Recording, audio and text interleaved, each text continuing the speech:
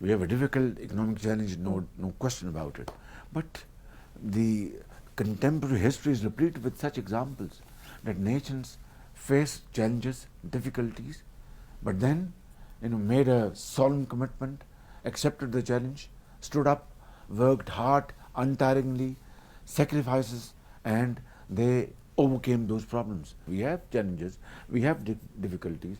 Our brothers in this country, in UAE, they are assisting us, and other brotherly countries are assisting us. Inshallah, we will overcome this difficulty, but in the end of the day, it is up to us.